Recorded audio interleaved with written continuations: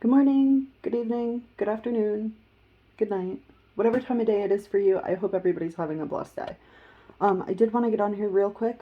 I promised you guys back in February a witchy haul video on what I was able to do with that stuff. So just to kind of recap, I did get 2 silver tins, I got 2 glass jars, I got a craft marker, and I ended up getting green and red beads and canvases and paints and stuff like that. So the canvases are definitely null and void. I haven't even started with those yet. I did want to take a time and a moment to just show you guys what I was able to do with the majority of the stuff. Now, before I show you guys, this is just a mock altar. This is not my actual altar. I wanted to set it up in my witchy room so that you guys could get an idea of what an altar could look like. This is, again, my practice, my experience, my knowledge that I have learned over the years. So I just want to kind of throw that out there as a disclaimer, and I'm going to go ahead and get right to it. So as you guys see here, there's 3 jars on my mock altar space, basically my dresser at the and those jars all represent different things to me, and I'm just going to move on into the jars I did buy. So this is actually the jar that I think that I got at Walmart. As you see the glass beads inside, and you see these beautiful tin trays. Underneath these trays, I actually have sigils underneath them for protection and a few other things, so that these are multi-tray, workables. Basically, I can do a few different things on these trays. Right now, they're just used for beauty. As you notice, the seashells kind of surround the glass jars. My cat's apparently been in here since I set this up. And as you notice on the side of this one, I have a beautiful chunk of tourmaline. I actually ended up getting that recently. And that's just kind of sitting there for right now. And then I do have this gorgeous selenite tower right here, which I ended up getting today. So inside of this, you can see that there's star anise and little, bits and pieces, some bay leaves, some shells, the green beads. This is just an old candle I ended up putting out that was used for something or other. We're not going to get into that because, again, personal practice, I keep that to myself. And as you notice on the sides here, there are some markings. This actually represents Theo, which means money and for runes.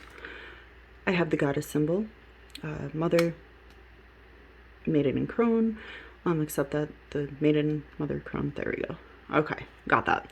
Sorry guys, like I said, it's really hot and humid, and this is like the 12th time I've done this video because I keep stumbling over my words, so I'm just gonna push through this one.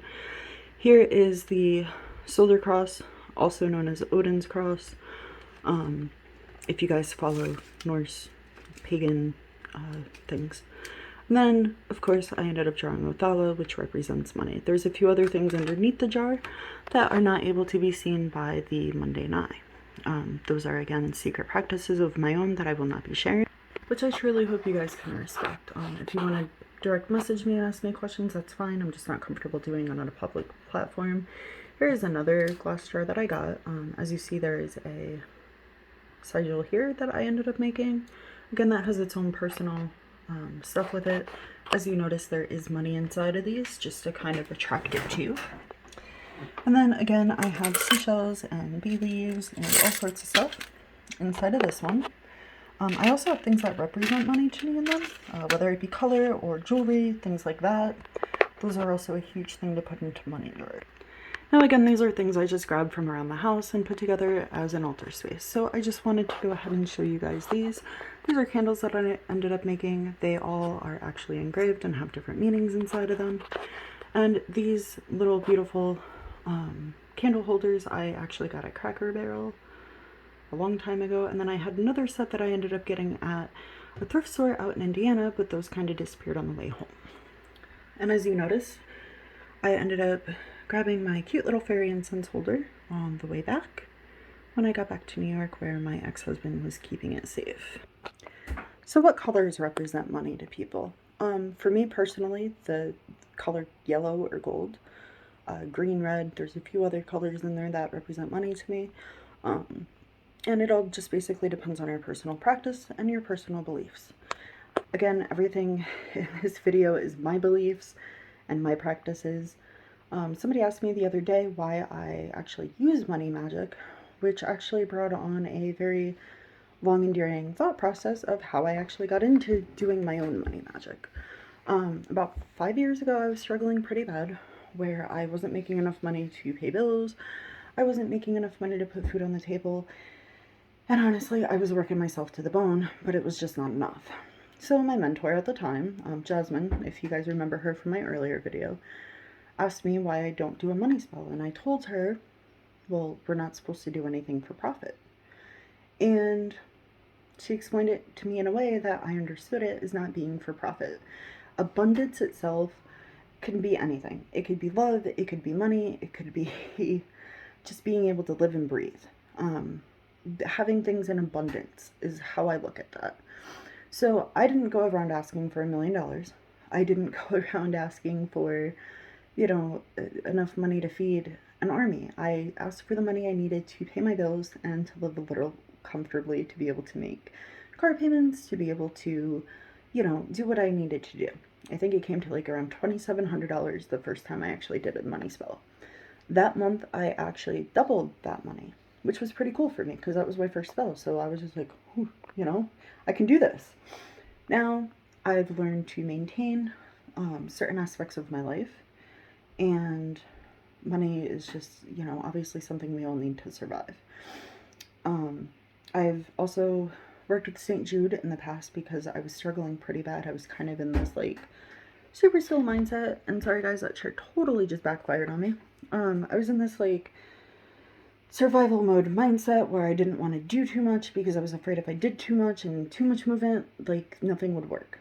And recently I've just gotten, better at my own practices and not having that, not victim mentality, but that poor mentality, I guess is the word I want to use. So now that this witchy video is almost over, let's talk a little bit about the inspiration behind this. A few months ago, I think it was back in November, I was reading a Feng Shui article somewhere online. I don't remember where it was. I don't bookmark things. I'm horrible, guys. And I was looking at how do I bring more money into my home? What causes money to go down the drain? And I watched a bunch of YouTube videos. And by the way, there's some really good ones on here. And I learned like different aspects. Like, did you know if your faucet drips, your money's technically going down the drain? Not to do your laundry on New Year's Day. Which my mom used to tell me that all the time, but I never got it. And then my favorite one, where to put a money altar. So traditionally speaking, in Feng Shui, you put your money altar on the farthest left side of your front door. So when I found that out, now mind you, I have like a jade dragon, I have a Feng Shui frog, I have, a bunch of different things, and I've utilized it all towards an altar, but then I realized on the left-hand side of my house, I don't have enough room to put everything. So what did I do? I ended up utilizing the corner the best I could, and I ended up putting the rest of the stuff that I've made throughout the home, so I'm able to, in my personal practice, see something and say, oh wait, money. Save that money. Go ahead and throw money in a jar. Keep it moving. And that's what I've been doing. So I'm super proud of myself, and I just wanted to share this cute little video with you guys. And sorry about the educational piece on that, but I really hope this helps somebody out there and gives you guys some great ideas for crafting. And remember, like and share my video. Make sure you follow me and subscribe if you want to see more. And if you guys ever have any questions, feel free to reach out to me. That's what I'm here for. I'll talk to you later. Good evening. Blessed be.